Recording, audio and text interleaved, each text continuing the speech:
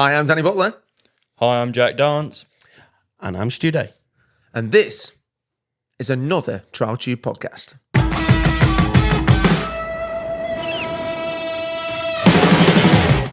Okay, welcome back. If you are tuning in, driving, doing whatever you're doing, and you're listening to the dulcet tones of three moderately good-looking people from far away, then welcome to a brand new Trialtube podcast. And this week, we are joined by the youngest person we've ever had on the podcast. And our first ever world champion. Is he? Yeah. Who else have we had on that's been a world champion? Thinking. Was Danny not world champion? No. Oh, we don't count anything push bike here. We don't talk about push bike trials. It just insults my soul. No, he's definitely... We haven't had anybody else on. I was just trying to think back then who we'd had on the podcast, and in all fairness, it's just been... We thought it's a bit cleverly like, and he Did you? is, yeah. Well, I feel privileged then. our first world champion, yeah, nice one. Yeah. So, yeah, exclusive. Yeah. So, you were a 125 at a world champione? Back in 2021, yeah. Yeah. That was a very good year. Good, didn't it? Very, very good year. Is it still a little bit of a pinch thing that you... When you look back at videos, definitely. Yeah. You know, what we did, the preparation for it, and then knowing that the last round was cancelled for the UK, it was sort of like a bit of a pressure moment, like, oh, I've got to win these last two to make it count. And I remember John Hume actually rung me and he told me, you know, right, Jack, lad, there's no last round, so you've got to make this count. So I was a bit like, oh, dear. Ooh, that was a nice phone call. No pressure there, just had it on a bit more. Yeah. Whoosh. Heck. So, yeah. Adequate timing, as always. And you did? Yeah. That'll do, Had to make it count. Rose to the occasion. Could have made a joke then, didn't. I know. We're trying to keep it clean nowadays. Honestly, we're getting more and more like Blue Peter by every episode. We've got dogs in, we've got somebody bringing show and tell, and if you tune in next week, we're going to build Tracy Island. Yeah, new badges are being made. Yeah. My footstool's moving down here, so... Oh, wow. And just a quick one as well. This episode's sponsor, this episode is brought to you by Rock Oil. It is indeed. And a very quick announcement that we're very pleased. Obviously, Danny and I, with Trials Day, we are once again supported by the fabulous Rock Oil for the 2025 season. And we couldn't be more happier. We've been with them for 12 years now. This is our 13th year. And we're over the moon. You've only been an instructor here 1 year. Well, you know, time flies when you're having fun. But no, we're over the moon. The Trials Day fleet love it. Obviously, we're now using them on a different fleet, hence the bike behind. But we'll come to all that as we go. And I'll give you a little history lesson later because I've been reading the info all about Rock Oil. It's very interesting. Oh yeah, honestly, they've got strawberry flavoured oil as well, which this week I've put in my tea. It smells like Hubba Bubba. It does. Not from behind, though, in all fairness. I think it's utter crap, by the way. It's fabulous oil, great, really good oil. However, I'm still not getting any whiff of it when I'm in a queue. I'm not. Never ever. It just is. Is it just in the bottle? Oh, yes, it's incredible. Strawberry in the bottle. Strawberry Hubba Bubba. Yeah. Mm-hmm. Don't sniff any of the exhaust fumes. Don't go sniffing the brake cleaner. It's bad for you. Bad idea. It's bad for you. Yeah. All of it's bad for you. And that's why we are continuing to be ambassadors for electric trials. No, we're not. No. You said that very seriously. Honestly, yeah. That's one of those trials lies. It is. Yeah. Yes. From our rumours section later on in the podcast. We are having the rumours section. It's going to stay now. I really enjoy the rumours section. Yes. Is it real? Is it false? I also would like to thank everybody that commented on the video on YouTube. I particularly enjoy any negative comments and keep them coming and up yours. Right. You handle them way better than I do. Do I really? Yes. You're very, very dignified. You just sort of go, cheers, pal. I've literally just told them to get stuffed. Dignified. I just go run to the biscuit barrel and a cup of tea and go, you're just like, delete. Yeah, you should never read the comments on any post online. This is just like, this isn't even trials advice. This is just good advice. Yeah. Never read the comments. Don't read any feedback. No, there is people are really loving what we're doing. Yeah, they are, in all fairness. I'd like to thank everybody. And we're very lucky to have you on board. Thank you. No, I feel very privileged to be here. It's, sorry. Sorry. Let's say sorry 3 times so we don't butt in over each other. Sorry, sir. I'm just stuck in the middle here now. keep going like that. See, Jack's been a bit of a lodger of late, haven't you? At Yes, Trials Day. the campsite out the front has been very hospitable. Yeah. Rosie May's been cooking up some amazing meals. Mm-hmm. And been a very good training ground. We've been practicing loads of different areas. And Stu's been number one instructor, minder, and he's taken it on. To be honest, I don't think there's much I can teach you. You're pretty shit on. You've got it down. Yeah. And you've been coming and having a practice with us, haven't you? Yeah, I did some crashing. Me too. Basically, so what's happened is, long story short, for anybody that's just tuned into the podcast, Jack is now a northerner. Yes. I have moved to the north. He's moved to the north, where you can have cheap lodgings and kit butties. Yeah, and oatcakes. I mean, southern people won't mind me saying this, but also the terrain is better up here. Yeah. Right. You've been up to Dudwood? Yeah, Dudwood Farm with Barry Burton. Yeah. Trying some new lines. With your new minder?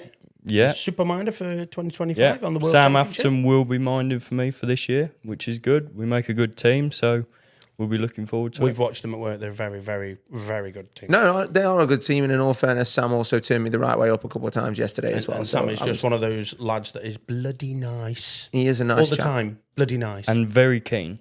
Very keen. I'll be honest, you need people that are keen. If you are going to be, shall we say, doing a lot of traveling, spending a lot of time together, if from shall we say, a professional factory rider's point of view, how important is it to have the right minder, Jack? It's very important, actually. You know, they've got to understand how the rider's going to react, make split-second decisions, know how I'm going to ride it, in a sense, and sort of just do everything that we almost without asking, almost instantly know, and be ready to catch the bike if it goes wrong. I like how you instantly, he'll give you a little bit of a, tyre right, tyre left, you instantly, without thinking, just do it. And I've been watching him quite closely. We were in the indoors the other night, and it was a blooming sketchy. It was pinpoint, wasn't it? So sketchy. And he wouldn't let him stop until he'd absolutely aced it. And so, yeah, it's a good team. But there's a hell of a lot of trust involved in it as well. It can be a difference between a 5 and a clean, but you have to trust that person that you're with. If you don't, what's the point of there being there? Correct. Now, just, shall we say, going on the subject of minders very, very quickly, you do often see, especially at World Championship level, people who have the same minder year in, year out, obviously, all the way back from Jordi Tarez forwards, really. I think that's when minders started to really come into the fray, shall we say, 96, 97. Yep. Everybody started to have, quite likeable, recognisable faces that came with the rider, their minders, Tony's had the same minding team for as long as he's been at Honda, right? I think. Maybe one of them was with him at Trueba. I can't remember off the top of my head, but the importance of having a good team can definitely be make or break between winning. I'm sure you agree. You've got to be good friends at the end of the day as well. If you're fighting, then it doesn't work.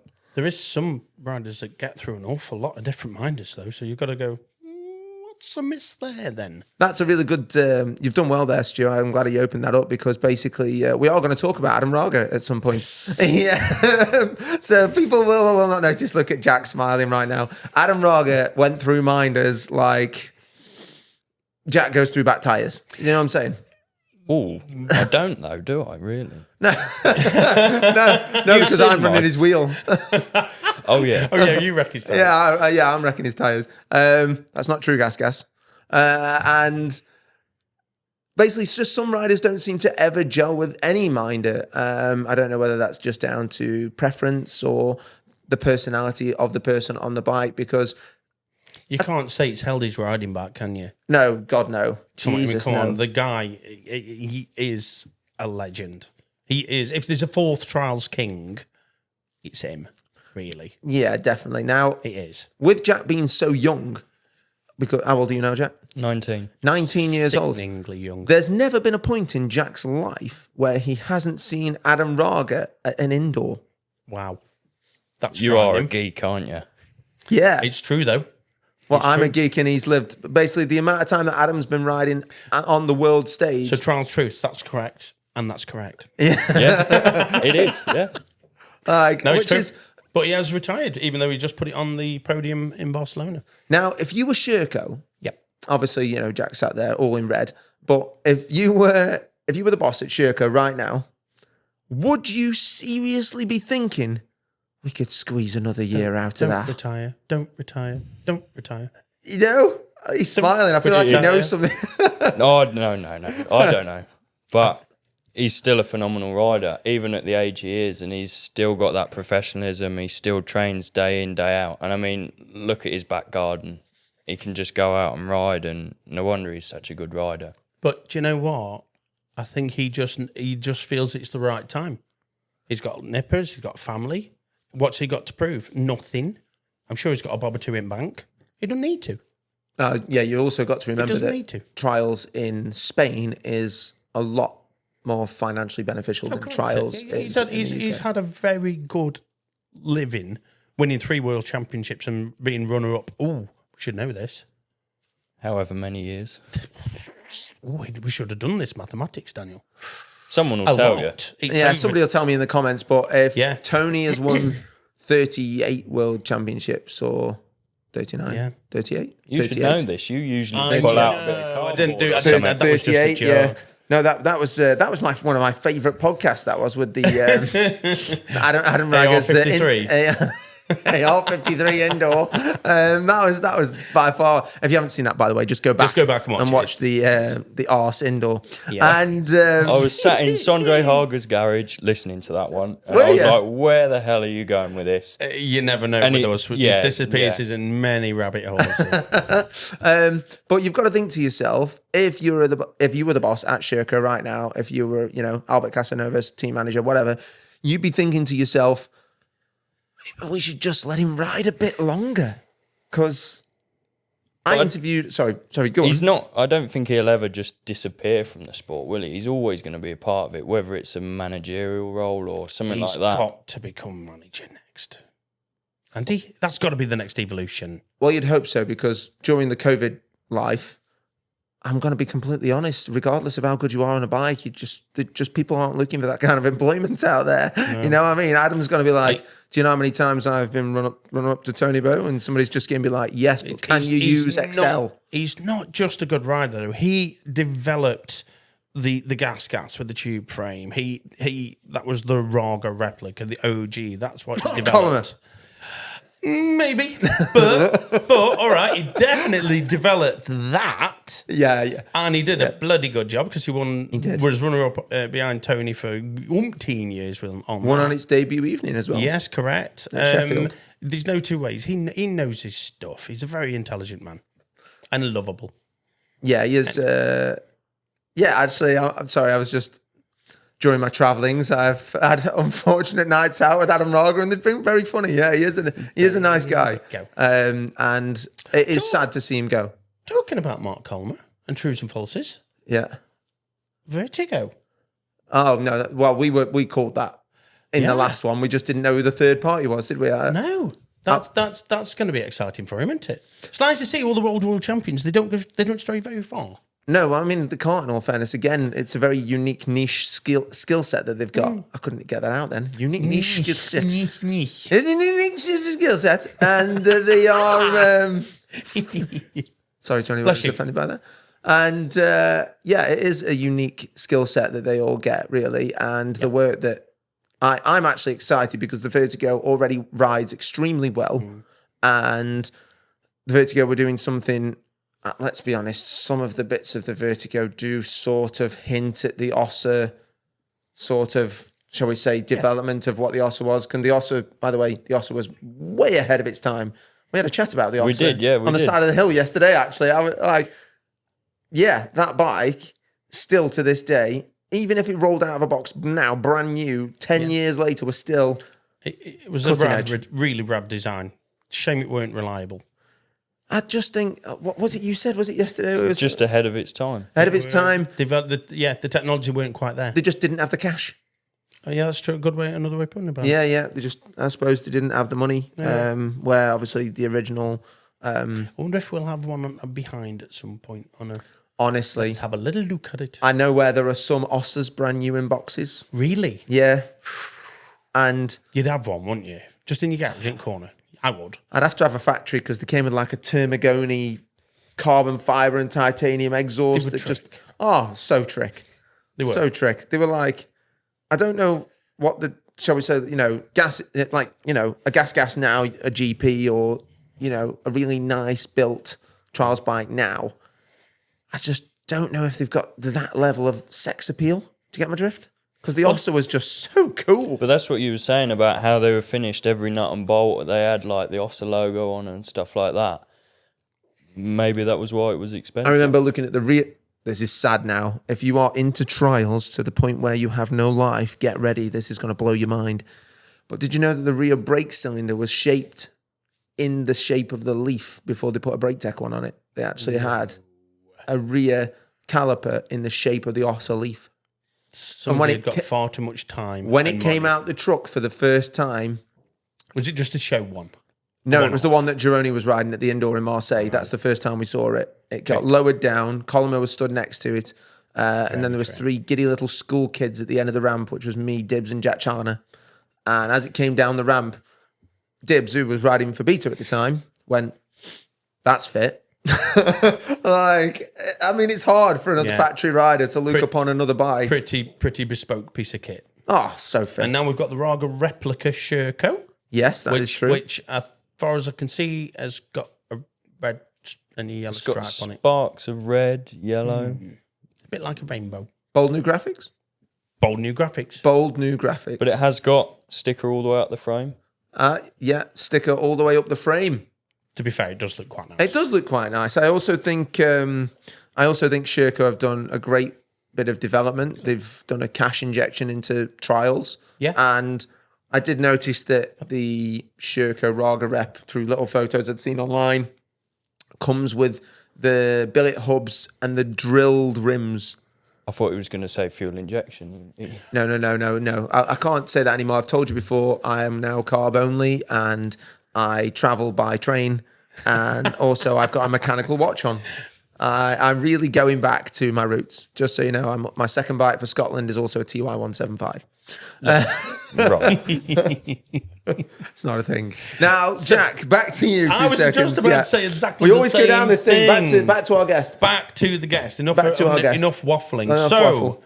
How big a jump was it from being 125 world champion to all of a sudden, gosh, it's Trialtube, which, as we know, is the most stacked championship class. The amount of talent in that class is absolutely obscene. There's any one of 15 riders could be there.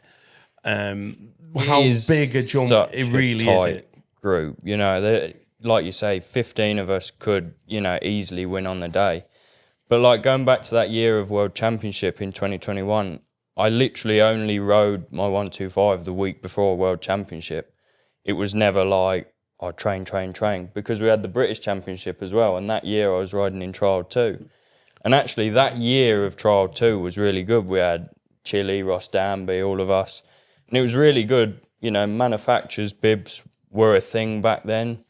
So John Shirt would be going around, Nigel Burkett. And it was quite a good vibe and everything. That year, so I was riding a big bike already before. Right. So it wasn't was too big. You're like, whoa, where's all this power come from? You were used to it anyway. Yeah, so that year I rode a 250. Mm-hmm. Just so, it didn't really make much of a difference, but so there was a bit of a closer gap in bike size. How big a leap are the severity of the sections? From 125 to... It's definitely, you got bigger bikes, the skill set's bigger. And at the time when it was non-stop, the level's sort of different because from non-stop to stop allowed, it changes quite a bit. Because, you're allowed to stop, you can line up in front of a big step and think about it a bit more. So it increases again. So almost them changing the rules has made a big impact as well. Yeah, the sport's evolved. Yeah, exactly. And to be honest, I do like stop allowed. It is good. But I seem to ride better when I'm non-stop. I seem to win more. I think when you've just said that, you can line up, you can stop in front of the obstacle, you can actually compose yourself. That was something that Doug Lampkin said to us a couple of years ago when we were over at Vertigo, and he literally said the sections when they first went to non-stop, they never changed. They never backed them off. They just made the riders not stop. And he said that was the worst thing because a lot of the time at the World Championship level, they were going into the sections. And he said, sometimes I wasn't ready to go, but I just went. The brain hadn't caught up. Well, no, everything hadn't caught up, It's I'm just guessing. dangerous, wasn't it? Yeah, it was just dangerous. Wow.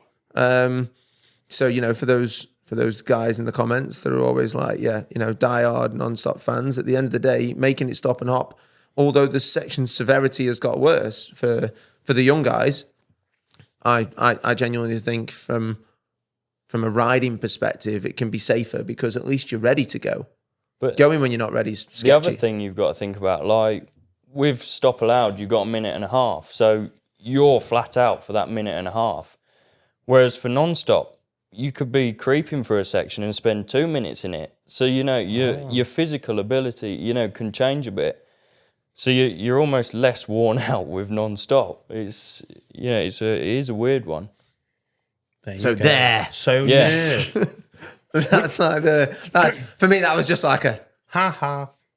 You do like a stop and a hop, though. Yeah, I can't help that, though, because I hop accidentally because of the push-bike life.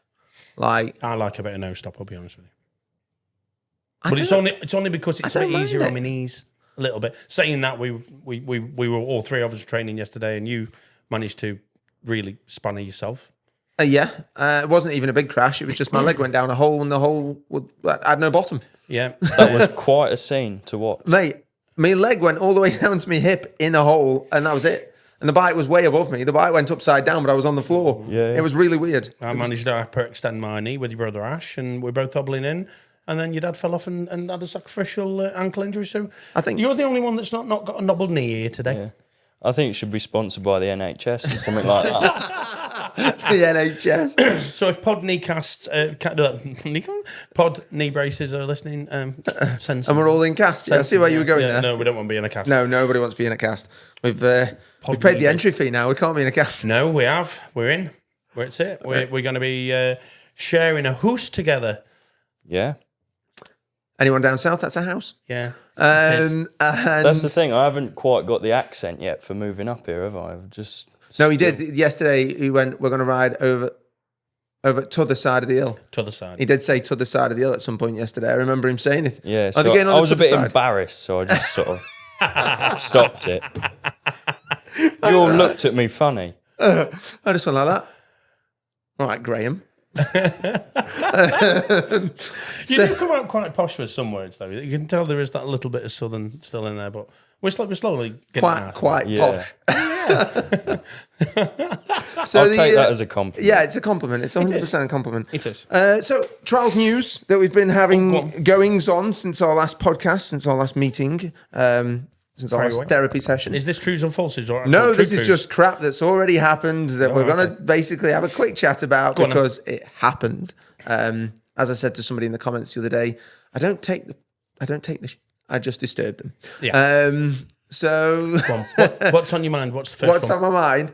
We've got to address the, shall we say, the former king of trials, Dougie Lampkin's open letter to the ACU. Yes. Did everybody see that? No holding back. I didn't see that one coming. Oh, you didn't see that one coming? I didn't see that one coming in a million years. Very good, though. Oh, yes. Very good. As a youth rider, hearing the words of an older, wiser king of trials, your thoughts, Jack, in that moment? I sort of could see it coming, but the fact that he did some name dropping in there as well, that was quite interesting. Oh, that was such a good reply for a 19-year-old. I'm looking forward to the future. It's better than telly. What is coming? I don't know. I'm on suspense. It's going to be great. You're on the edge of your seat? Yeah. Wow. Trials rider, edge of seat. Yeah. Notoriously no seats. I can't get on the edge because this is like move it a little bit further away and a bit up. Oh, that's better. There you go. Look at that. See, you're a broadcaster now. Yeah. I've got a pillar behind me because it makes me look less fat. Oh. I like the way that Jack then adjusted his posture. Oh. I got told I was 90s earlier on, so I'm literally... Yeah. If anybody can't, obviously, if you're watching this, if you're listening, I've just shrugged down and basically I'm wearing the world's baggiest jeans. Anyway, Dougie Lampkin's open letter to the ACU, which, in all fairness, was, as you said, you felt like it was coming. I think that the trials industry has reached a bit of a boiling point, possibly. Yes, very much so.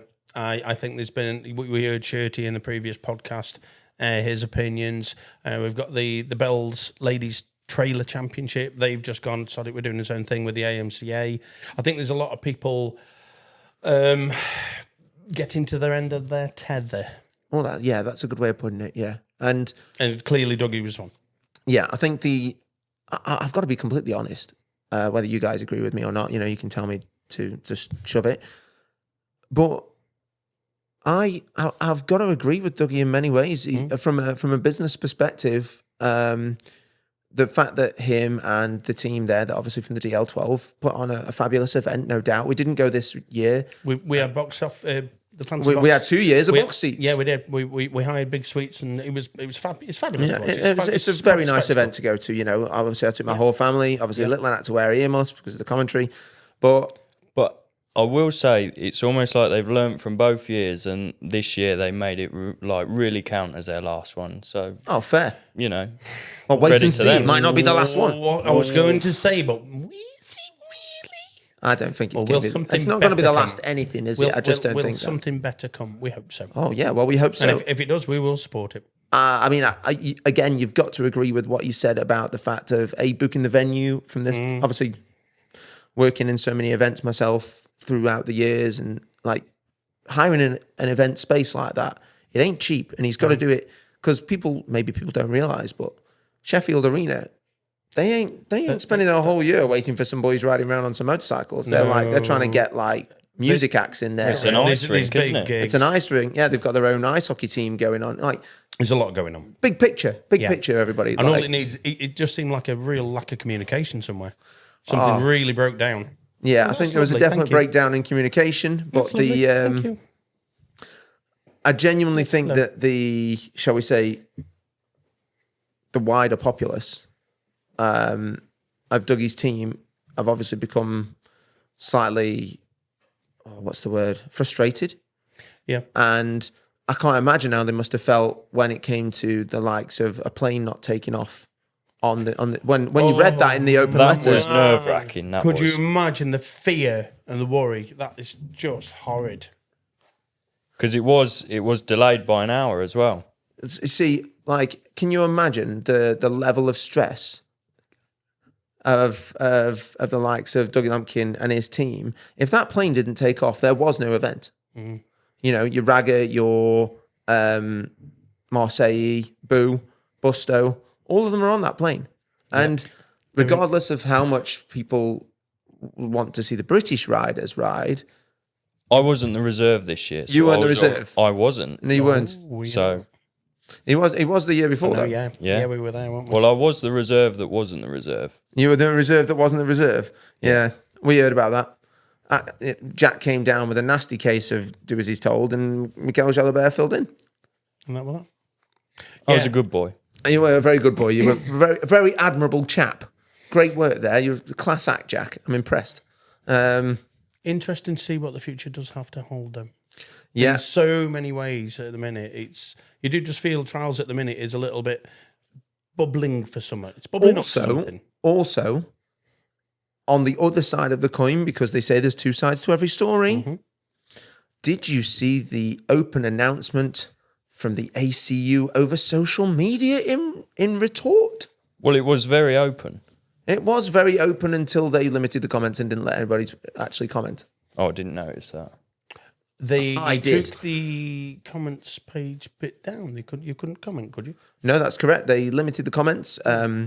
Being the trials journalist I am, I obviously screenshotted it and posted it. Yes. So I just share the news. That's all I'm doing. What is it? I did reach out to the ACU previously. They were extremely nice-mannered and came back to me. And it is my fault for not getting in touch with them so far. So I cannot. But, hey, man, I'll openly say I haven't had time to email them to basically, because I would really like to help the ACU try and do better. I still share all of their stuff, of course. They've just appointed Donna Fox to be the ladies' course supervisor. Is that the best way of putting it? I think she's going to be like, what's his name? Like a version of Geordie Pasquette. Yeah. But for the ladies' rounds. Well, she's a good person. She's going to have that, the best of the interest for the girls and the routes and everything. So I think that's a positive thing. But will there be any riders or girl riders riding it? Because they've got their own championship now. Time will tell yet again. Oh, there's the ACU championship, but then there's going to be the Bell Trailers championship as well. And there's effectively 2 British champions to be crowned. Or it might be same person for both. I mean, look at the impact that's had on motocross. That's definitely not done anything bad for motocross, has it? Having 5 different British championships where nobody knows what's going on. No, chaos. Absolute chaos. Nice one. Jack's face, he literally just goes like this. How did we get into this conversation? Welcome to the podcast, Jack.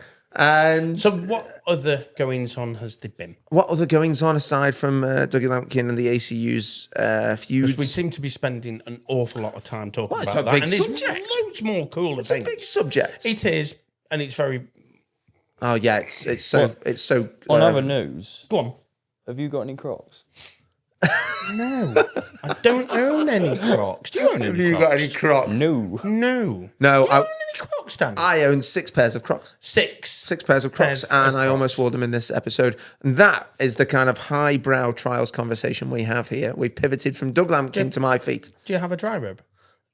Yes, but I use it to cover the back of my seats in my overly posh van when I put my dirty bike in. Have you got a dry robe? No. No, I haven't. What were they You used for? want to be a surfer, but you live in Staffordshire. No, because notoriously... It's landlocked. Yeah. Yeah. And just wondering. And the reason why I've got a dry robe is because I occasionally, and Crocs, occasionally frequent the motocross and enduro for community. That's why. That's what my problem is. Okay. What I need to do is not stay that with cool, trials. No.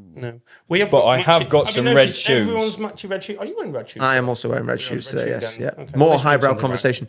But no, get back to the stuff that people want to hear. I don't mind if we just tip the barrel over. Sod it. I talk about the bike. I have to be good on the FIM TV stuff, but on here I can do what I want. I'm in charge. But yeah, you're right. So this week we have got Stu's brand new TRS 1 in the background. It's very lovely. But Raga's gone, hasn't he? Well, it's a race replica now. Oh, sorry. They replaced the word Raga with another 4-letter word that's cheaper. Race. There you go then. It's absolutely lovely. I have gelled with it. You said to me, you're just ridden all day. I love it. I absolutely love it. I've just gelled with it. It took me no getting used to, because as we know, let's be honest, it's very similar to a gas. I was just going to say the gas that was never made. Very, very, very. It's the alloy frame gas. Yeah. It rides like it. It is it. It's lovely. I've gelled with it really well. It is more modern than what the 22 gas frame felt like when you ride the bike. Obviously, testing one and testing another. It's got a tech-free shock, tech forks. It does everything lovely. And it's got a tech rear shock. It has got a tech rear shock. I've just been like this. Yeah. She's bang up to date. This old boy, I absolutely love it. I love it. Very friendly bike. It starts, as we know, and we know gas are a great bike, but there's a little bit of a knack to kicking them up. And this hasn't got that knack. You barely sneeze on it and it fires. I love it. So as you're getting a bit older, it's great. You need a PhD start among Tessa. Yes, you do. Hold the throttle on, 3 slow pulses, let it snap shut, don't touch the throttle, give it a slow kick. 2 eggs, bacon. Yeah. You'll be there in the end. And as you see, I have dripped it full of S3 goodies. It is a very, very shiny thing. But yeah, I love it. I thought you was going to say silicon. I can smell silicon. There is a little bit of silicon bike shine from rock oil squirted on it to give it a bit of bling. Do you know what I love? It's Geordie's. It's Geordie's company. Oh, that, the OG okay. King. You go, the OG Trials King. Absolutely, and it's just lovely. It's like them lads know what they're doing. Do you think Tony's ever going to have the balls on him? Obviously, his balls are big enough already. Yeah. I'm surprised the lad can sit down. But literally, do you think he's ever going to have the balls to recreate Geordie's picture, sat next to a bike with a crown on and a cape and a scepter? I doubt Can you remember Geordie doing that? I do remember him doing it. I thought you were going to go down a different rabbit hole, and they go, do you think he's going to create his own trials bike company? And I'm like, no, I don't think he would. It takes a lot of balls to go and, do you know what I'm going to do? I'm going to build my own trials bike company. I'm not your team manager anymore. Screw you. I'm going to make my own bike. I'm going to build my own. Can you imagine that? It's brilliant. It's brilliant. He's the only one that's had real kahunas to go and do it. So well done, Geordie Terrace. Well, And on his own. Well done on creating a bloody brilliant bike. And then on for that, who are we going to get to import it? Well, let's have another legend, Steve Saunders. Yeah, I'm very, very, very happy. And we're running schools with the TRSs on the fleet.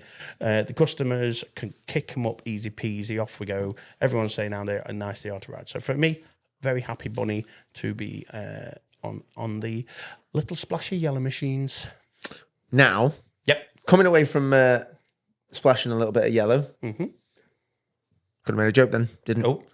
The fact that obviously having Jack Dance in for this episode, I would like to dive into a little bit of Trialtube-ness and what his thoughts are going to be for this season, because now, as you mentioned earlier on, Trialtube is now stacked with talent to the point where, if I'm honest, for somebody who's doing the commentary and stuff for the FIM, I am genuinely gutted that I don't get to watch what's going on in Trial2 when all I can see in the feed is the Trial GP class. I tell you what, bet companies like Bet365 or whatever, you wouldn't know who to bet on. No, definitely not. I mean, every podium's different. You would not know. No, it's true.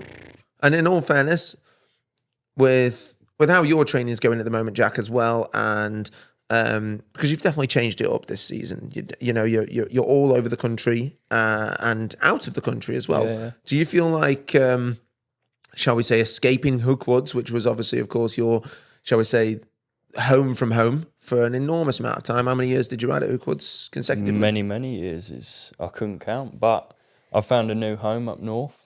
Which is good. Yeah. He can't get his van any closer to the holiday cottage so he can pick the Wi-Fi up. He's away. Oh, right. Is that what he's done? He's got the Wi-Fi because, But no, you like it. It must be quite nice to really get, because we have got some very, very good training areas around here.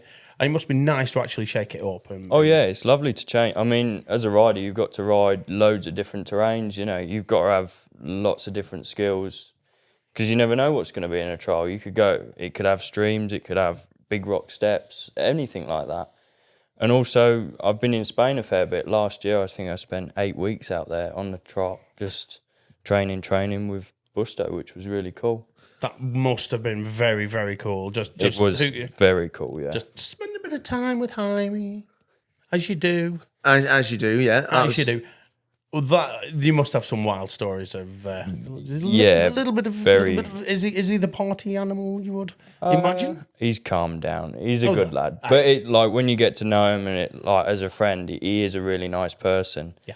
And he has helped me a fair bit. And he's really keen to keep pushing and helping me, which is really kind of him to do so, because he's got to train himself as well. Yeah. Did you feel you're riding, obviously, as we know, when you go riding with somebody who's a bit better than you, it does pull you forward, it drags you forward. You feel there was that kick? Oh, yeah, massively. I mean, when he's telling you, you're essentially doing the same sections, and it's like, oh dear, we've got to do that. But you do it because he wants you to do it. He wants you to improve. And his minder's there helping me out, and he's not bothered that his minder's there catching for me. He wants that to happen. Oh, that's amazing. That's the ultimate teammate right there. That's brilliant. Yeah, exactly. You are who you ride with, somebody once famously told me. Do you want to know who told me that? Who? Mick Andrews. That's cool. Yeah. Another legend right there. Boom. I was like 10.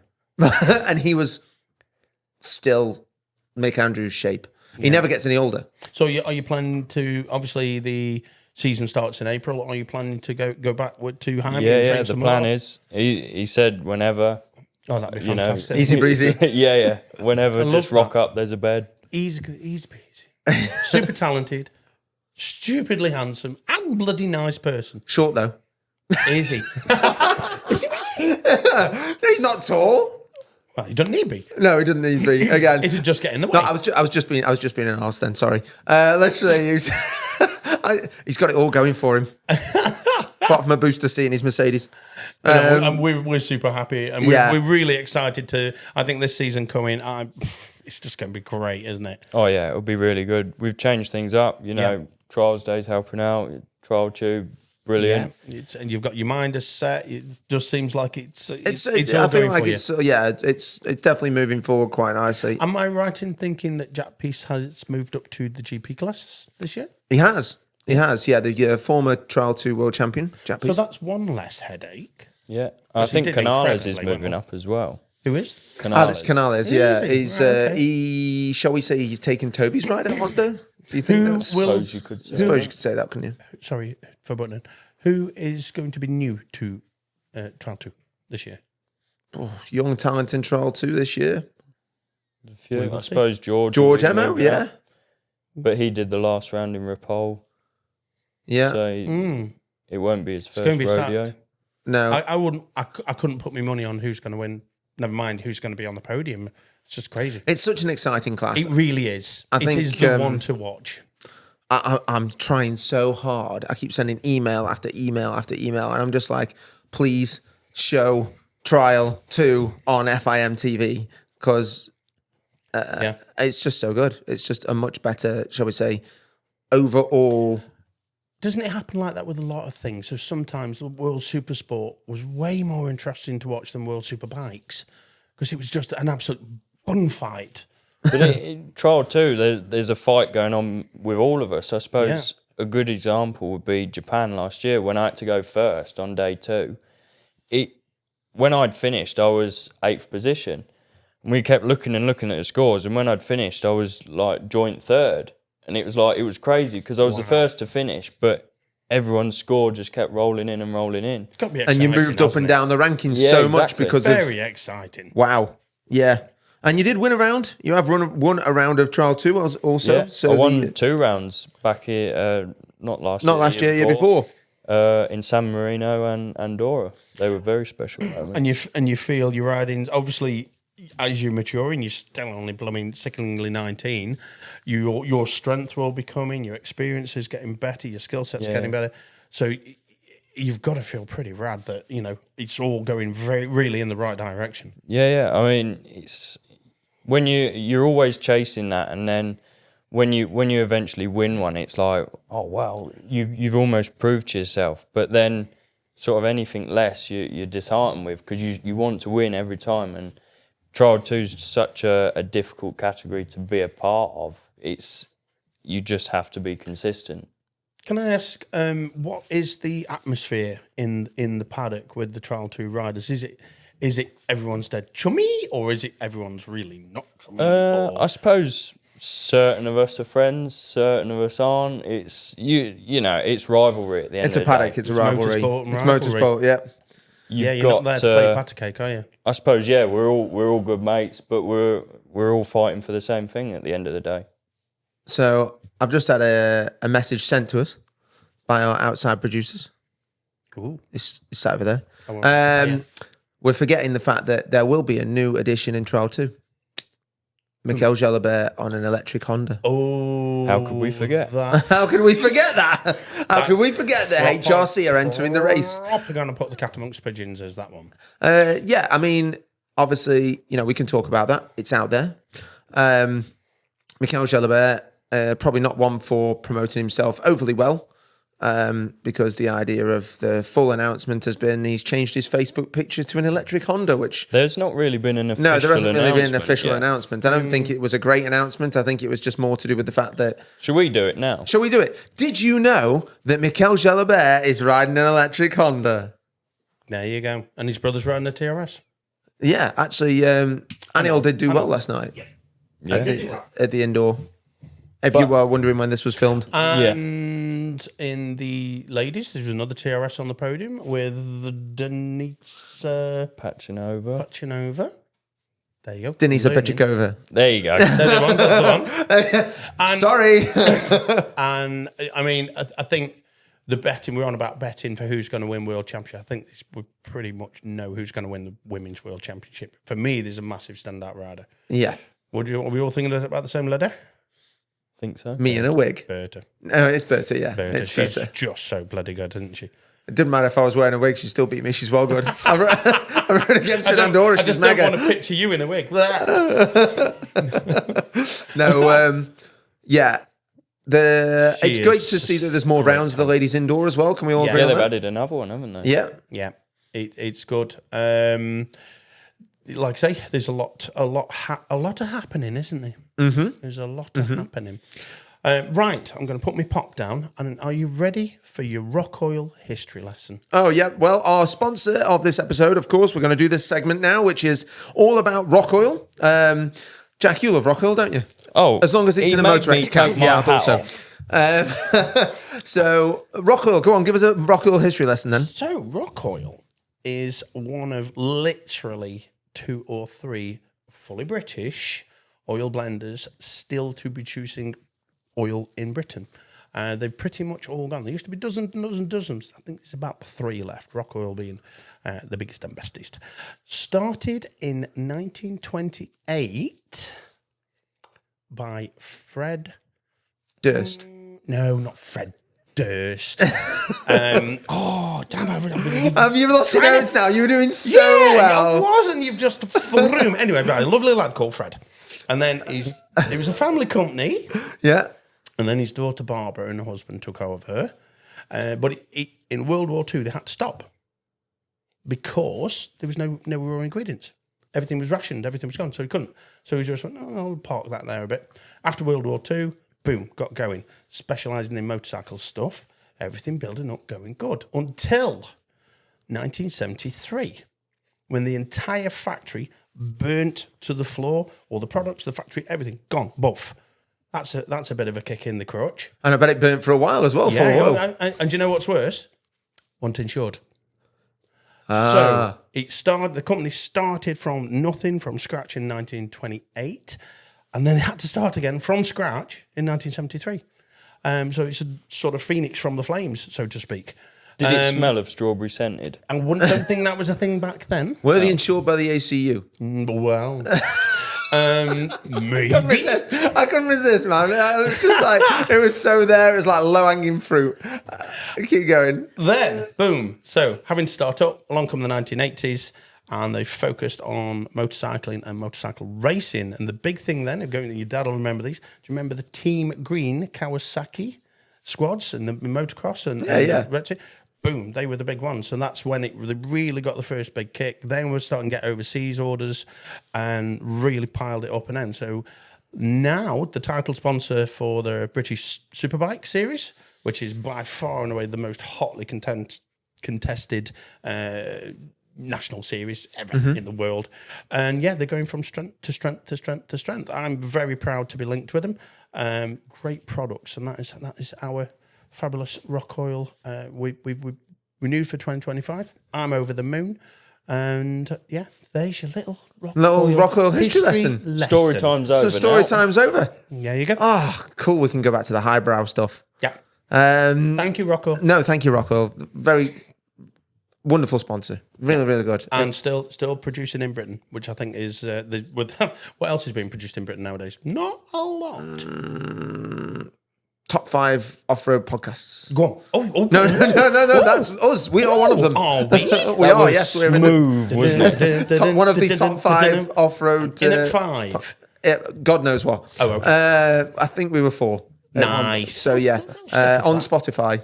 Okay. So if you like off-road motorcycle, we're in the top 5. Motorcycling podcasts. Yeah, there's 5 of them and we're in there. That's right. That's not true. That's not true. Yeah, it's not true. And apart from that, going forward, Fred Duval. There you go. Mm-hmm. He sounds English, doesn't he? Yeah. British. No, he wasn't. Fred Malone. Fred Malone. Yeah. Sorry. Where did Duval come from? I don't know. Derek Duval. Fred Malone. I feel like my guess of Fred Durst now is getting closer. If you don't know who Fred Durst is, he's the front man from Limp Bizkit. Because I was going to say Al Capone, but it was Fred Malone. No, it's also not Al Capone either. No. How did we get here? I don't know. I'm panicking now. So more importantly, back to the trials. Back to the trials. Now, Jack, as somebody that's been riding out in Spain quite a lot, would you I feel like you're in a good position to talk about the differences between the Spanish passion of trials versus the British passion of trials, and also just they're just a lot more positive about the sport out there. Do you not think? That's a good question. Yeah. Well done. I mean, it shows with the training areas out there. I mean, none of them you should be there, shall we say. So it's all a bit... But, within a space of an hour, you've got like 15, 20 places. I think that says everything, really. It's very passionate. I would imagine the authorities, they're just happy for kids to be on trials bikes and channeling all their energy into something productive, really. People walking past, they'll just watch, have a picnic. They're like, they live the sport, and it's almost like a mainstream sport for them. Well, it's where they're all bloody built, isn't it? Half of them probably work at the factories. Yeah. Well, saying that, let's just run a scenario now. Can you imagine being a young guy in the UK on your 125, but riding your 125 gas, Sherco, Beta, whatever it may be? We're an impartial podcast. Across the park, and a passerby. What do you think a British passerby would do in that moment? I know exactly what Percy and Penelope do. 999. Yeah. You're right. Definitely, they'd be dialing the police. Yeah, how dare you have fun?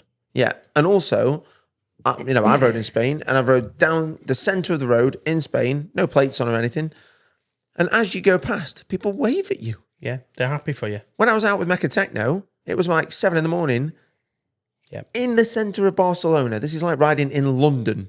Yeah. And I was on the back wheel through traffic lights, and people were just going, woo! They probably thought you was on a push bike. Everybody loves trials in Spain. They do. Yeah, as I rode past, because I was on an electric bike, one of the policemen went like this. He's not even got an engine. You know what I mean? He's like, he's not even a real one. So that's... But you can see them doing it, can't you? Yeah. You can tell that's the conversation they'll be having. Listen. You've only got to look at it with all the other motorcycle sports, with the football, with everything. Spain in general gets behind its sports. It does. It really looks after all of its participants. They encourage kids to get into sports. We went on a track day to Valencia. Outside Valencia, there's a go-kart track. There was 200 kids on mini bikes being taught and racing around in the leathers. And from the year dot, they're going, that's okay, go on, go quick, elbow him off, go for it, kiddo. And they push him. They're pushing the kids to it. It's fantastic. What have we got? Nout. But Stormzy on an electric scooter. Blood. Motorsport seems more accepted, though, in Spain. It's like a big thing. I suppose usually of a Sunday it would be like we'd go on a long ride exploring or stuff like that. And like Busto was putting oil in his rucksack, and I was like, what are you doing? And then later on, we just rock up at this petrol station, and we're filling the bikes up like that, and he's pouring the oil in. Can you imagine that over here? You just wouldn't be allowed to do that over here. Can you imagine? The old Bill would be on your tail in no time, wouldn't they? And I imagine Jaime Busto and yourself rode down the road in a very glacial pace, like real mature young people. Well, yeah, maybe. I was just about to say, he's got it absolutely lit up like Christmas. Like, you can see him now in his trainers and jeans with a gas hoodie on. They even get the good petrol over there as well. Oh no, it even smells nice as they're going too fast. Yeah. Yeah. When are we moving to Spain? When are we moving to Spain? Any time in the next 10 seconds. Literally. Right, okay. That's literally how it should be. But that is the difference that we've got. Or shall we say the dynamic that British riders have got to struggle with. Oh, here's a good question. Oh, go on. Now, I saw a ping then in your head. As a young rider, well. I often try and think about what we're going to ask at podcasts or the next time we have a guest on or blah, blah, blah, blah, blah. Mm-hmm. Having such a young guest on right now, Jack, what do you think is the main reason to young riders buggering off to ride enduro? Ooh, that is good. Thank you. I do a lot of driving. That was good because you're very good friends, the Brightmoors, who you literally spent a lot of your young youth riding with. Yeah, I mean, even in Spain, we was out in Spain at the same time. So, and they've just done a 2-3 podium in Poland. Was it Poland? Yeah, Poland. Yeah, the latest Super Enduro. Yeah, congratulations. So proud of them. Well done. Did you see Chris doing his? I was so chuffed. What was he doing? Skiing? Yeah. Changed your arm movement quick there, didn't you? Yeah. I was just so happy. I was so stoked for them. Brilliant. Yeah. So But you've seen that firsthand. I suppose for a young rider, I suppose it's the speed and the buzz for that. I mean, personally, I prefer the trials aspect of it. Busto did let me have a go on it, on his one, and it was crazy. And I also had a go on Mitch's bike, but it's just like, for me, it's like I'm trying to do trials things on a big heavy bike, so it doesn't really appeal to me much. You like the more methodical. Yeah, exactly. Yeah, But I think that's fine. It's just what's in your DNA, what you want to do, isn't it? Yeah, I suppose other people then look and see what Billy done or Graham Jarvis did. They're trials riders. They've made it quite big in a new sport. Other trials riders have tried it and failed. Not every trials rider makes People a good do enduro forget rider. the fashion period when Graham left trials and became an enduro rider. Enduro riding god. Yeah. A lot of great trials riders followed him. Yeah. Including Doug Lampkin. And Dibs. And Dibs. And it just didn't pan out. No, for a lot of them. Doug has said to me in the past when he's had to go and do things like Western Beach Race. I've been stood on the start line with Doug on the same piece of wall where we shouldn't have been, sat next to each other, and literally he said to me, I remember doing this stupidity. You couldn't get me on that line now for a gold pig. And what he's meaning in that moment is, Doug is one of the most successful trials riders ever in history. But he's got one lad who loves the trials, and his other lad loves the speed. Yeah. It's just down to your DNA. It's what you want to do. And Good ride, Fraser. Yeah, doing really good. Well Second. done. Well done. Obviously, we love the Brightmoors to bits, but they're from Buxton and they're a bit mad. And that's why we love them so much, because they are just batshit bonkers. They're fearless. They'll have a go at everything with the biggest, loveliest, beaming smiles on the faces. And that's just how they're wired. They want to go quick. So for you, Jack, in that, shall we say, the decision that is there to go to enduro or not, do you think a lot of, shall we say, the young, slightly older than you maybe, that would, I could use Toby as an example right now, these guys that are jumping over to the enduro scene, do you think they go there because they think it's going to be a glamorous transfer? I don't know. It's a smaller sport. I suppose you could make it. It's definitely not easier to make it in the top 10 because they're all skillful riders. But because I don't know, look at Trialtube, for example. There's 40 odd riders in there. If you're in the middle of the pack, you're almost lost. But if there's say 10 riders in that top prestige class, you're a bit more known. But I don't really know. It's one of them it's down to the rider. Some people like speed, some people like the skillfulness, and some people are good at both. So yeah. That's a good way of putting it. That is a very good way of putting it. Good work, yeah. You'll make a great politician. That was a good answer.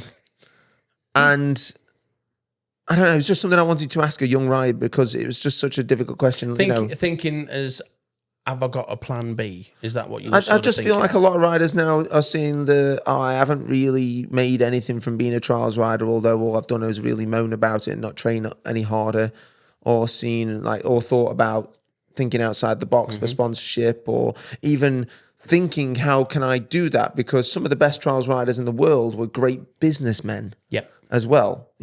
Let's use an example like Eurovestorinen, world champion, but I'd go as far to say as world champion businessman also. That mindset. Of success. Yeah. Why isn't that instilled in young riders now more than ever? Because there's so much more, shall we say, accessibility, or does that need to be drilled into you from a young age? Or do you need to be around a certain ecosystem of people that think similar? It's just a very big question, I feel, right now for the trials and enduro switch. I think it just comes down to some people are intelligent and some people aren't. Even though you can have somebody very good at competing along with it, one will be an absolute airhead and the other will be really switched on and It just comes down to an individual, doesn't it? Exactly that. I think it is that individual person. Some people do like the speed, some people don't. No, I suppose so. Some are lazy, some have got drive. You'll have a person with drive who's working 10 times harder, and you'll have lazy get with natural talent, and they'll be neck and neck. But later down the line in life, the persistent one will. Hard work beats talent when talent's hardly working, boys. Yeah. That's my take on it. Yeah, fair. I think, right, we've got a couple of minutes left. Have we? And, True some falsies. And our rumours segment has done very well for us because, in all fairness, we keep hearing some rumours. A lot of them we call them out and say that they're absolute crock of rubbish. Some of them are an absolute crock of rubbish. And one of them obviously came into fruition. We thought that Vertigo was going to get bought, and it did get bought. It did. We noticed it obviously got bought out by 3 guys. One of them, of course, former world champion Mark Colomay. Yeah, I'm excited about that one. Yeah, me too. But there's always new rumours floating and circulating. I have had my ear to the ground, ladies and gentlemen. Now, Mr. B. During obviously all of these rumours are not substantiated by anybody. Nobody is obviously going to be at fault for this. It's just stuff that I've heard and I'm not supposed to say. Jorge Casales is going to ride a Honda. Really? Anybody? Anybody going to believe that one? I've not heard that one. Have you not heard that one? Nope. I saw him on a Mecha Techno, didn't you? That was a e-bike shootout for Trial World. Oh, there you go. Okay. He was riding an e-motion and he was riding a Mecha Techno, and he did a comparison video for Trial World. There you go. So learn something new every day. That's that one. True or false? What do we think about the Honda rumor? Do you think that's going to happen? Anything's a possibility in the trials world, within reason. Maybe. I'm sitting on the fence on that one. You're sitting on the fence? Yeah. I don't know. Oh, really? I can't call that one. You can't call that one? I don't know. Okay. You never know, do you? I'm not going to put my 10 pence in. Are you not? No. Why? Because I know. I know. Oh, well. You might as well just say you could have told us. I know if it's going to be happening or not. Okay. I'm not saying it is happening. I'm not saying it's not. It's just a rumor that's going around. Oh, okay. And I heard the rumor. See. I heard the rumor from such an outside source that you just must be true, would not then. even believe Well, it. It must be true then. It's not me. If you've heard, yeah, but if you've heard, you've just said, you've basically just admitted you know it is. yeah, but I heard that could mean something yeah, else. it could mean something else. See, Okay. no, it's just so you know, I'm not going to give you the is it or isn't on that one. It's just a rumor that I've heard. I heard something today that I was like, really? Really? Did you know the first person to ever ride an Osset wasn't Oliver? In the UK. In the UK. In the UK. In the UK. Sorry, in the UK. Wasn't Oliver. It was him. Oh. Aged 3. Oh, wow. That's pretty rad. Oh, do you mean the youngest Saying person to that. ride one? Yeah. Oh, that's cool. Yeah, it's fair play. Yeah. Yeah. In the UK. Sorry. It wasn't Oliver. I'm like that. I'm like, okay. This is definitely a false one. That's false. Is that false? No, I don't know. It is. That part's true. Yeah, not the Oliver. world, not the world thing. No. I feel like I've upset Osset. Or because I said I wouldn't test a bike. We love Osset. We do. We think their concept is brilliant. What they've done for the I love sport the family is and I love Ollie. fabulous. I love them all. Yeah, absolutely, they're fantastic. But they've had. I think we upset them by saying that TXP was crap. Which I stand by. I still think it's crap. But I think all the other bikes are incredible. Yeah. Sorry, only my opinion.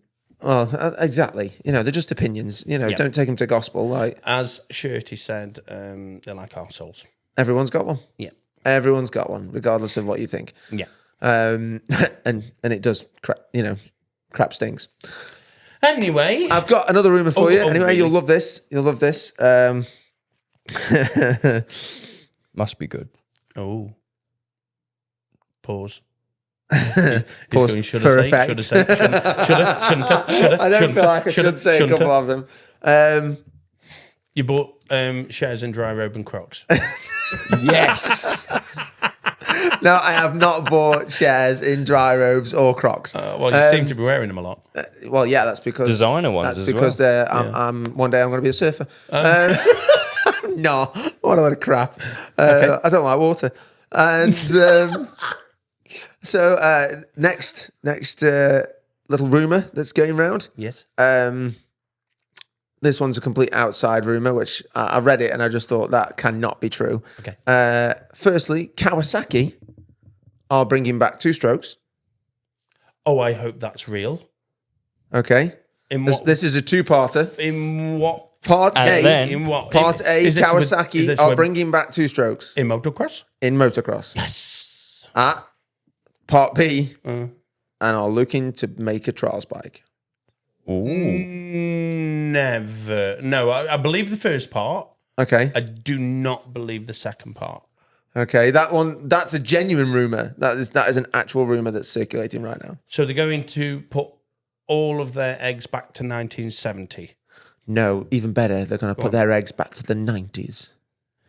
They didn't make a trials bike in the 90s. No, I'm not talking about the trials bike. I was talking about the faint whiff of KX250. Yeah, with Ricky Carmichael on it. That's incredible. Or Bubba Stewart. Just so you know, one of those two parts is 100% true. Go for two-stroke motocross. Yeah, that one's true, yeah. They're not going to make a trials bike. I think you made that up just to tease us. He did think about it at the start, didn't he? No. That genuinely is a two-parter. I've actually read that somewhere as well. Seriously? Yeah. I think if that could come true, I would love that. Can you imagine if an extra one of the Japanese brands returned to trials? Suddenly realised the whole four-stroke thing. Bit of a mistake there, guys. Sorry. That'd be amazing. Actually, I think that's what they're doing right now. Can you imagine? Honda have said they will never, ever, ever make another two-stroke for as long as Honda can exist. I think. Wow, no, that's actually a legit. Billies. That's a legit statement. That is. Honda have said they are a four-stroke company. They will never make a two-stroke, and I hope what happens is they eat their words and build a two-stroke. That would be lovely as well. Oh, can you imagine if next year's... Well, I know this isn't trials, essentially, but next year's motocross lineup is all two-stroke. We all know that Kawasaki is quite possibly the coolest of all the Japanese bikes out there. They just are. All the tough kids rode Kawasaki's. Fact. You think so? Yes. Fact. You think so? Yeah. You go to a track day, anyone who's on a Yam or a Suzuki, they're like, and then the kids on the Kawasaki's, they're the cool kids. I know, yeah, but... It's true. I'm going to come at you with a bit of... this is way before Jack's time, so he may not understand this, but... It was a Honda in Terminator 2. The four-stroke that they put a two-stroke overdub and had a 27-speed gearbox. We watched that the other night, didn't we? Yeah. It was an XR. It was an XR. It's not a CR. I know it's an XR. I know. And it would go bing, bing, bing, bing, bing, bing, bing, bing, bing, bing. How many more gears were going up? Bing, bing, bing. John And Connor. he still couldn't outrun a Kenilworth that's got a maximum speed of 55. What a load of trash. Great film. Crap that. I got a bit passionate about that then. I knew you were going to lose your rag about John Connor and Terminator 2 just then. Yeah, also, he's like this right now. Jack Dancy's like, who the hell is John Connor? Do you know what? We're such nerds for knowing that, but every other guy who's seen that film knows that's also true. You reckon? Yeah. Why did they just have a CR85? Come on, Hollywood. Because a CR85 would have blew the Kenilworth into next week. Exactly. That's why, because they're rapid. But the reality of that chase would have been the Kenilworth. And that would have gone... Jack, if you don't learn anything from this podcast, I want you to go away and watch Terminator 2. Do it. That's what we watch. Yes, Gotta do yes, it. we'll do it. Yeah, We'll, The soundtrack is all Guns N' Roses. Oh, it's fantastic. All the way isn't it? through. And John Connor rides the crap out of a CR sounding XR. XR100. Yeah. It's an XR100. It's not even an 80. There you go. Then. So what would we like? Would we like one of the Japanese, shall we say, big four come back into trials? Do you think that'd be a thing? It would be interesting. I would love motocross in general to go back to two-stroke because that's when it were better. And yes, wouldn't it be amazing if Kawasaki and Suzuki went, you know what, we're going to build a trials bike? That'd be amazing. Oh, I've got a quiz for Jack. Go on. Jack, do you know the name of the trials Kawasaki? Ooh. Do you know the model name, like a TRS 1R or a Gas TXT GP? Do you know what the name of the Kawasaki was? No. I think I do. Do you? Is it a KT? It is a KT. It is a KT. KT 250, yeah. Yeah. Guess what the K and T standing for? Kawasaki Trials. Oh, woo! And Trials continues Well, I've learned to be. something today then. It wasn't a Japanese bird called Katie. It was. Oh, right. Because that would be correct. I just thought that it's important that we embody some form of history to Jack Dance right now. Because, That'd be incredible. I hope that's true. well, me too. I hope that's true as well. I don't know whether it is or not, but I read it on a motocross website, so there we go. That'd be lovely. It could be absolute rubbish. I do know where there's two, not one, but two of the original Kawasaki KT Trials bikes. Do you? And fully restored as well. I know. Shall we try and get one? What, to put in the background? Yeah. Yeah. Okay. Oh, I'll have a word with him. I got offered. Ooh. Do you know in the last podcast when I said if somebody out there has got a Bultaco Sherco, Yes, you did. a 97, no, 99 one, The sorry. red one, not the orange one. The red one, not the orange one. Yeah. Somebody sent me a picture on Instagram of their brand new Bultaco. Can they bring Sherco. it in to us? I don't know. Dave, can you bring it? We'll make cups of tea. Yeah. Anyway, the person I'd that love owns to the person that owns it is a monstrous trials enthusiast. I'm not going to name come names, on, but they run a really good Christmas trial. There you go. Oh, that Dave. Okay. Oh, Surprise. anyway, Yep. it's like brand new, and I literally That is cool. he put it on one of those slides that what people who cheat on their wives send. You know, the ones that disappear on Instagram where you can only view them once. Yeah. Yeah, he sent on one of them, so it came up, and I was like, I even tried to screenshot it before it went off, and then it screenshotted and it said you are not allowed to screenshot this picture, and I was like, That made it even bigger tease, didn't it? yeah, honestly, Dave, you tease. Gosh. Poor Jack Dance. I know. He's getting used to this northern. Yeah, he is, in all fairness. So we are going to sign off there with some light true or falses. But just so you know, if you do hear any trials rumours out there in the ether, Slide them into us. slide into the DMs. DM them. Yeah, We'll because push them out. Jack, have you heard any rumours? No. No Not- new gas gases well, for next year. No. No, No. fuel injection not coming yet? No. Look at his lips says are my sealed. lips are Honestly, he's like this. He's sealed. just I become cannot dead tell corporate, you. hasn't he? I cannot No, tell but I you. don't. Would there be any benefit for a fuel injection gas? We really haven't got that time left on the podcast right now. Should we just have an argument for a laugh? No. Oh, come on. No. No. No. This ship has been sailed many It has many times, and I'm on a carb, and I've just got to deal with it. I am fine with it. I'm also riding around with two people on carbs at Scotland. Yep. Because you can fix Yeah, my bike. that's a good point. I'm saying we are us three are riding round together if our knees survive. Shall we do an exclusive? Yes, let's. If we're in Scotland, Yes. just so you know, when we do Scotland, we are going to do a podcast. Yes. This is an exclusive announcement. Yes, we are going to do, after every day's riding, Gulp. an uncut, unedited podcast every single night. Us three sat down, quarter of an hour, depending on how knackered we are or hyper we are, and talking about the day and what we did, and what it had in store. How for many us. times you went over the bars? In the moors. How many punches? How many tantrums? How many strops? Yeah. Oh, we haven't got that kind of time. No. No. So yes, there is going to be a Scottish 6 days episode every night, uncut, because we haven't got time to edit it. Well, Danny hasn't got time to edit it, so it will just It's going to be raw. one camera angle. One camera, raw, uncut, Scottish episodes. Boom, done. There you go. Yeah, and if you are... There's a true scoop. Yeah, that is the full scoop, mate. Yeah. Obviously, you can also, tune into Nevis Radio if you live within a certain mileage radius. You're probably going to hear Rosie and Dave and Nick cooking our tea in the background, and goodness knows what else. But it will be a bit of fun. We have got the big Trialtube house in Fort William. Yep. Which I don't know. It's not a house, it's a castle. It is a castle, in all fairness. Yeah, It's I'm very excited. we've gone well Until I see my bougie. bank account, and then I'm not excited at all. But very good.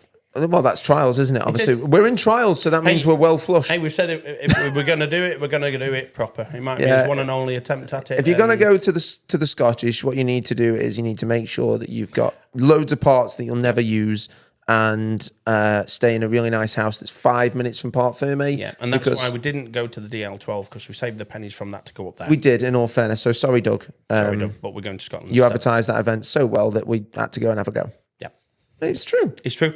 That is the truth. Right, on that bombshell.